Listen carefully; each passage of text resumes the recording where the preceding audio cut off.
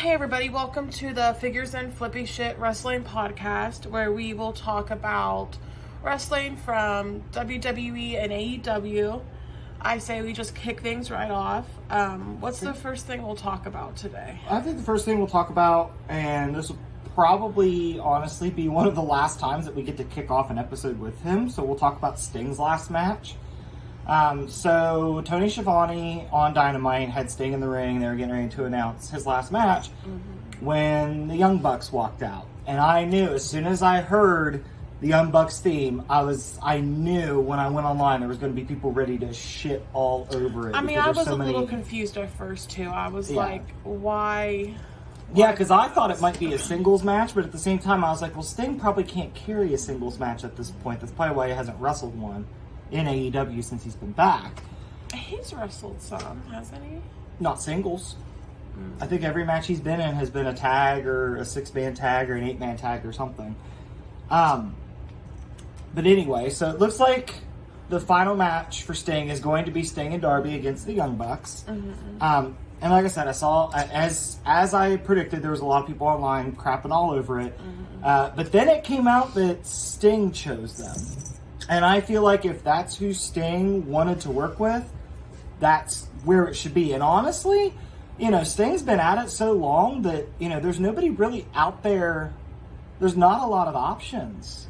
There's not really anybody left that he's got a bunch of history with. I think the only other plausible option would have been him and Darby one-on-one, and there's no way Sting's keeping up with Darby. And Darby shouldn't slow down his style to keep up with Sting. So I've seen a lot also where people have said that they feel like the match should be called by JR and Tony Schiavone, and that's it. Because they were both there at like the start of Sting's career when JR was with WCW very briefly. So I can see how, but I just don't know. I don't know if Schiavone and JR can hold it down, just the two of them. Maybe they can. Maybe I'm underestimating both of them. Because Tony does lead commentary on Collision. Well, no, I think it's supposed to be Kevin Kelly, but I feel like I hear Schiavone more whenever Collision's on. I tune out Kevin Kelly, so I don't know. Yeah. You've never really... You wanted Ian Riccaboni to stay. Like, I think a lot of people did. I did. Yeah, you wanted Ian Riccaboni, and I don't blame you. I like Ian Riccaboni, too. It's one of the unfortunate parts about us not having time to watch Ring of Honor is we miss out on Ian Riccaboni, too. Because he's a pretty good commentator. I think there's... several people that WWE could look at to replace Kevin Patrick, like, Tom Phillips. I thought we were talking about Kevin Kelly. We went way off base. Yeah, I don't know where you got... So I'm okay with Sting's last match. I mean, it's not my business anyway. It was his pick. But I think the match will be fine. I think the Bucks and Darby will definitely be pulling the weight of that match, but Sting will be able to come in for pops and stuff. And it's gonna be really interesting. I'm really glad that AEW had the opportunity to send Sting out the way he wanted to go, especially how things ended in WWE. So I'm looking forward to that. Do you think it main events Revolution? On one hand, I feel like it should because it's Sting, but on the other hand, there's more interesting stories. Yeah. I could see that. I think it'll be fine either way, and I think you'll have people that bitch either way. But yeah, so Sting and Darby versus the Bucks at Revolution in Greensboro, and we'll see what happens, and we'll see how the story progresses from there. I think it's also interesting that I also read that the Bucks came back early because Sting picked them. Like, they weren't going to come back just yet. So I wonder if after that match with Sting, if they're going to go away again. Okay, so sticking with AEW, Samoa Joe's got a whole row of challengers that are lining up. He's got Hook, who he's going to fight Wednesday. On Dynamite, Swerve came out, which made me giddy because I'm ready for that. And Joe feels, I love Samoa Joe, but he definitely feels like a transitional champion. He doesn't feel like he's going to hold the belt for very long. Yeah. I kind of feel like he only won it to give MJF some time off. And I told you this before. I kind of wonder if this was a thank you from Joe for making sure that All In didn't go completely off the rails when Punk lost his temper. Thank you for Joe. A thank you for Joe, yeah. For not allowing CM Punk to completely sabotage All In. Yeah. Which, if that's the case, that's a fair trade. Give Samoa Joe that belt for a little bit. And we have Hangman waiting in the wings, too. Which I'm torn, because I like all 4 of these dudes, but it's Swerve's time. You got to strike while the iron's hot with Swerve. Yeah, agreed. I mean, Swerve consistently gets one of the loudest pops in AEW every night. Mm-hmm. It's no contest. There's very little contest for him. Mm-hmm. So I think you've got to go with Swerve on this. Hangman, I could see them building up to where Hangman eventually takes the title off of Swerve. I don't know that we should do that. I kind of feel like Hangman and Swerve have kind of peaked. I don't really feel like there's much else they could do. Swerve's got him twice now. Mm-hmm. I don't really see the point of that feud continuing. Yeah. Hook, I'm not sure how Hook got wrapped up in this. I don't know. I think it'll be interesting. I think it'll be an interesting clash of styles. Mm-hmm. They're both submission guys, so I think it'll be an interesting looking match, especially since Hook gives up so much size to Joe. Yeah. So we'll see how that goes Wednesday. I'm looking forward to it. I don't expect Hook to win. No. But at the same time, I expect most likely a pretty decent match out of the two. But yeah, like I said, between those 3 challengers that are coming up, I think you've got to go with Swerve. Now, whether or not they can stretch that all the way out to Revolution, I don't know. But I wouldn't be opposed to a multi-man match, because AEW doesn't do those very often for the world title. In fact, the only one I could think of is the Pillars 4-Way that happened. But I tell you what, I was thinking about this morning. One thing that I haven't seen in a very long time that I would love to see, a good old-fashioned ladder match for the world title. And you could put in Samoa Joe. You could put in, I don't know if you'll still have Hook or not, but you could take out Hook if you want. So you'd have Joe, Swerve, Hangman. You could put Wardlow in there, because Wardlow's sniffing for the world title as well. Mm-hmm. You could also put in there, for shits and giggles, Jon Moxley. Yeah. You could put him in there. Honestly, if it were me, I would maybe pull Mox back from that a little bit, and I would put maybe somebody like Claudio in there. I think that would be interesting. Mm-hmm. Claudio, I think, is the only one in Blackpool besides Wheeler that hasn't fought for the world title yet. So I think that would be something fun for him to do, and I think he'd crush it in a match like that. The only one besides Wheeler, so half of them have fought for it. Yeah, if you want to get semantics, yes. But yeah, I think that would be really fun. Honestly, now that I'm thinking about it, I really just would love to see Claudio and Joe go at it. Mm-hmm. That'd be a really good match. But find a couple more people in there. We could build some stories for a couple more people to get them in there. Mm-hmm. And I think you'd have a pretty solid 6-way ladder match for a lot of fun. And I think you have plenty of time to build that to Revolution. I think it's something different. It's something, it's a way to take the title off of Joe without making Joe look like a chump for not keeping it very long. Mm-hmm. A ladder match is a great way to protect your other people because it's just such a heavy stipulation. That's something that would be interesting to me, but AEW definitely seems to veer more towards one-on-one stuff, especially for their world title. But I think it'd be fun to do something different. I think a ladder match would be a lot of fun, especially with those guys involved. I could see let's say Darby gets in there. I could see Darby doing some crazy shit off the top of the ladder and Joe just doing his walk away. Mm-hmm. And it sounds hilarious. And Darby would jump all the way out of the ring or something. I don't know. Mm-hmm. I don't know. Darby would do something crazy, obviously. Mm-hmm. But yeah, I just think that would be fun to build toward that. But what I feel like we're going to get at the end of the day is probably Samoa Joe and Swerve. I feel like might be where we're going. Hopefully. Yeah. And I don't think Joe should retain. But no. We'll see. We'll see what Tony Khan has I don't care if he retains. No, I don't mind Joe as champion. I I really would hate for them to miss the boat on Swerve. See, I don't like when you hot potato title, so I would prefer him not lose it this soon. Yeah, but sometimes you have to have a transitional champion that just gets you from point A to point B. I would rather not be Smojo. Okay. Fair enough. Fair enough. But yeah, I think you've got to strike with Swerve because, I mean, WWE did it with LA Knight. That's how LA Knight got the Saudi match. Mm-hmm. They struck while the iron was hot. And I think that's important. You have to do that. All right, so we're going to switch gears over to WWE, and we have a new top merch seller this week. Mm-hmm. It was CM Punk. Who was it? It's not Cody Rhodes. It's not LA Knight. It's R-Truth. Mm-hmm. I would love to know when the last time R-Truth was at the top of the merch sales, if he was at all at any point. I should have researched that before the show. I should start doing that. I should start researching more historical context things.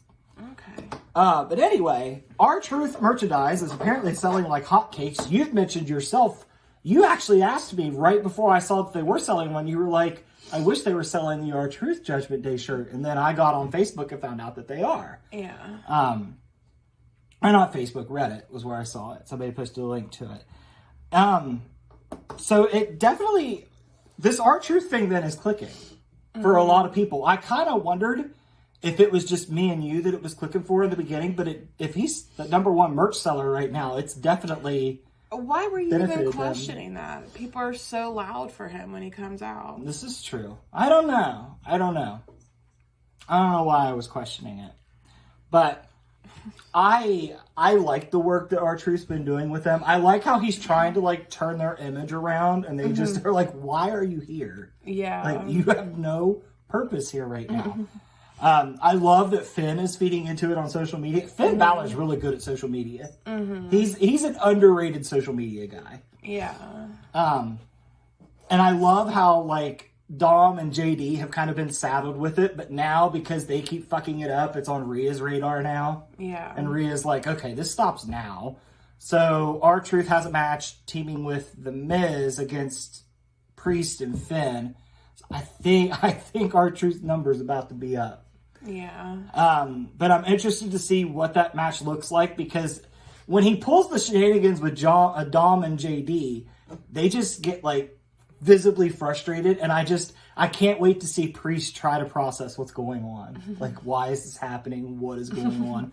And Finn, of course, is going to play it up because Finn's a dramatic dude, and it's hilarious.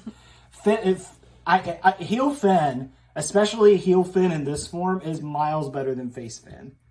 Nothing's as good as Demon Finn, but this is pretty close. Yeah, because they just have him smile. Yeah, but now he gets to be a little shithead, and Finn's good at that. Mm-hmm. So yeah, how much longer do you think R-Truth's going to be with the Judgment Day? You think this is going to be something that's going to be a few more weeks, or you think we're going to stop it soon? I feel like we'll probably stop it soon. Mm-hmm. I'm thinking it might stop at the Rumble. I'm thinking R-Truth will get in there and he'll start helping the Judgment Day and then maybe toss one of them by mistake. I think the funniest option and the most obvious option would be JD. Yeah. Like the Judgment Day would be all left in the ring and they would just throw out JD and he'd be like, he's not one of us. I think that would be funny. Yeah. And then the Judgment Day... not that they need to, but the Judgment Day all work together to throw out R-Truth. Mm-hmm. I think that would be a funny visual. I don't know that will happen. I don't know if that's the direction it's going, but I just think that would be funny. Yeah. So yeah, R-Truth keeps cooking, and we'll see how long he can hold his reign at the top merch selling. So we're gonna go over to NXT for a minute. The Dusty Cup has been announced, and I do not have my phone with me. I meant to look up the teams, but I think I remember the teams. So we've got Corbin and Braun Breaker, Frazier and Axiom. And then on the other side, you've still got Riley Osborne and Duke Hudson. You've got Trick and Mello, which hopefully Mello can go. There was a nasty situation last night on SmackDown where Austin Theory and Carmelo were wrestling, and they had to actually call off the match. Mm-hmm. Because it was, I can't remember what the name of the move's called. It's like a Spanish fly looking thing, but Austin Theory didn't quite get over enough and landed right on his head.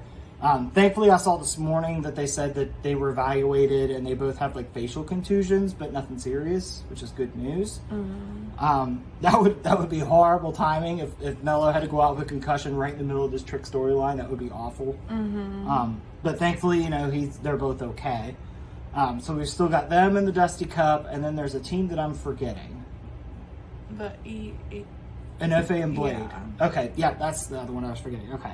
So pretty good lineup for the Dusty Cup. A lot of just random pairings. There's a couple just kind of random pairings going on. I remember, the Dusty Cup used to be like all like legitimate, like long formed together tag teams, which I guess it's fine when you have the thrown together like that, but I don't know. I think it kind of weakens your tag teams if your established tag teams don't seem to be able to beat your randomly thrown together tag teams. That's something that's always kind of bothered me.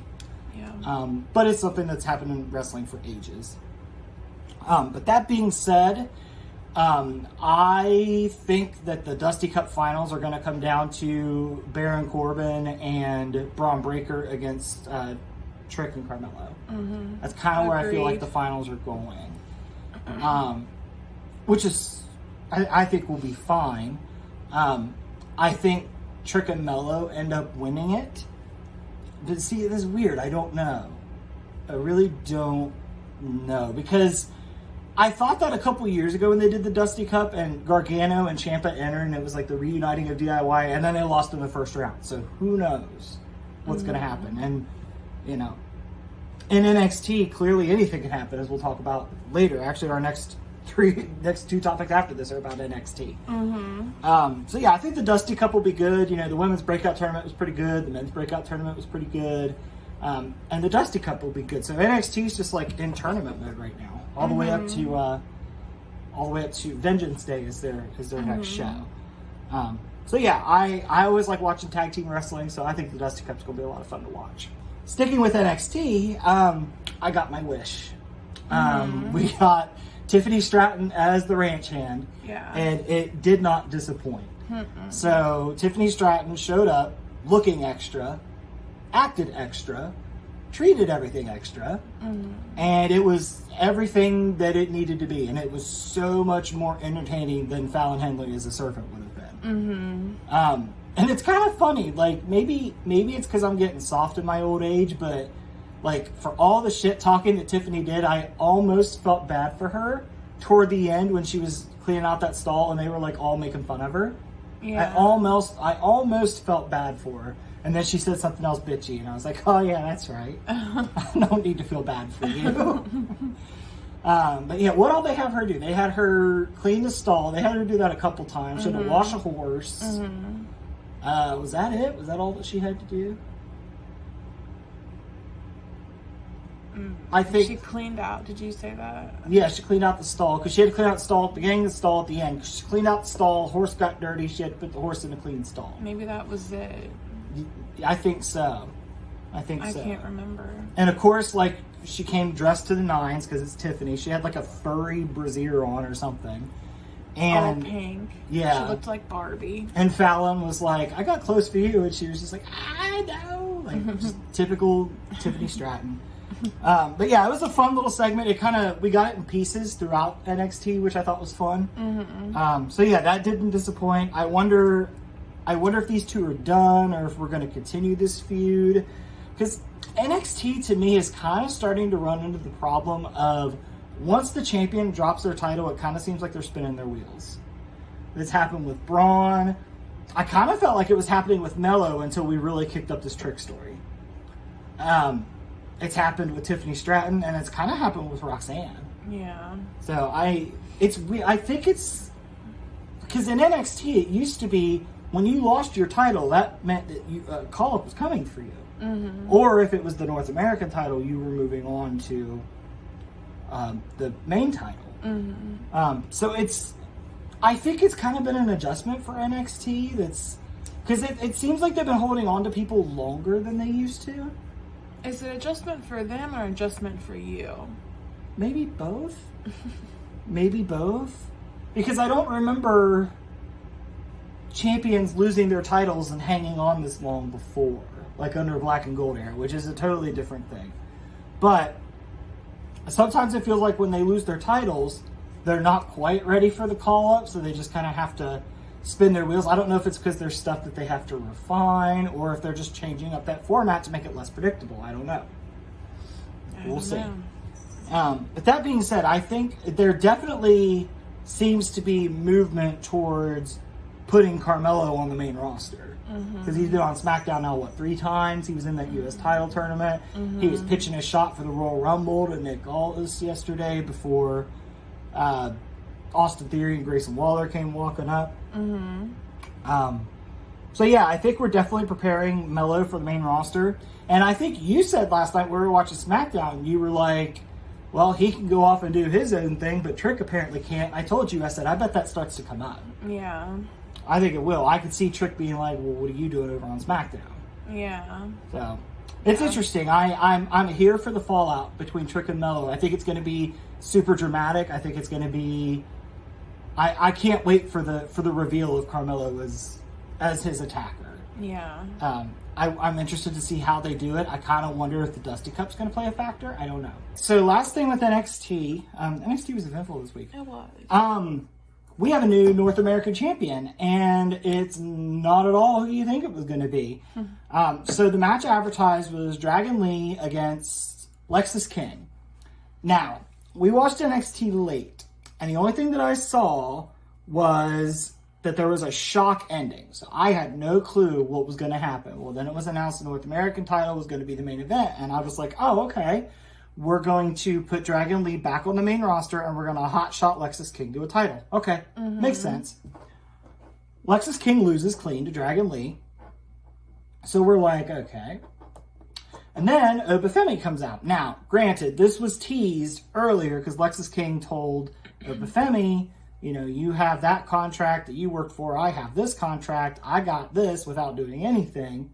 And Obafemi got to thinking about it. And that was the last that we had left him. So, match ends. Obafemi comes out, wants to cash in on Dragon Lee for the North American Championship. I don't know why we've been doing cash-ins on mid-card titles, because Austin Theory did it with the U.S. title also. And what's weird about it is Austin Theory did it because Roman was never around with his title. And Obafemi did this because Ilya's out injured with his title. So, like, it's just been unfortunate timing that whenever these... Well, Roman wasn't injured. Roman chose not to be there. But I really think your cash-ins, I really think they should stick to world titles. Like, that's just a personal thing with me. I'm sure there's plenty of people out there that, like, you know, a title is a title. I know that's me. I mean, if I had a briefcase or a contract like that, I'm holding out for the world title. I would take any title I could get. Yeah. You would have cashed it on the 24/7 title on Dana Brooke or something. If it meant I had a title, yeah. But anyway, Obafemi comes out, cashes in his contract, and he actually beats Dragon Lee. So now Obafemi is your North American champion. So we went from me thinking that we're going to hotshot Lexis King to we have hotshotted Obafemi, which is fine because Obafemi is really good. I'm interested to see what his challengers look like because he doesn't have feuds with anybody right now. He just came out of the breakout tournament. There's literally, he had a conversation with Lexis King and that's it. So I'm interested to see, is Obafemi going to hold this thing for a little bit? Is he a transitional champion that they had an opportunity to use? Is he going to be like transitional to Lexis King? I don't know. But it's interesting that we have a champion essentially starting from scratch. Which is something you don't really see. Like most people, when they come in, they have beefs. His one beef would be the people that he beat in the tournament. And Lexis King. That would be his only beefs. And I don't know if they're going to really capitalize on any of them. It could be where, since he's champion, he'll start having beefs, but we'll see. But yeah, I mean, color me surprised. I did not expect Obafemi to walk out of NXT as North American champion. But I think it's a way to get Dragon Lee back on the main roster because that's what they wanted him to be in the first place. I think they had to call an audible with Wesley's injury. Yeah. So, I assume Dragon Lee will go back up to maybe do war with Santos and his crew and everything else. And that'll be fine. That'll be good. Yeah. Dragon Lee deserves a national spotlight. That dude's got it. Him and his brother both. There's some good genes for wrestling in those boys. For sure. Yes. I love Roosh. I can't wait till Roosh gets his chance. I'm excited. So the last thing that I want to talk about today is Damage Control, and I'm really starting to get the feeling that Bayley's on the outs. So Bayley wrestled Bianca last night for the 150th time in the last year and a half, and she lost for the 150th time. But they kind of, in a way, it's kind of weird. They kind of protected Bayley by not having Bayley cheat, which sounds strange. But at one point, she threw Bianca out to the ring. All Damage Control came with her, and they were all out there. They were hooting and hollering and doing everything, but they weren't really getting super involved. So Bayley ended up throwing Bianca outside, and then she faked a knee injury to distract the ref. Well, the ref's looking at her. Damage Control was surrounded Bianca, and they don't do shit. They didn't throw a kick, they didn't throw a punch, they didn't even pick her up to throw her back in the ring.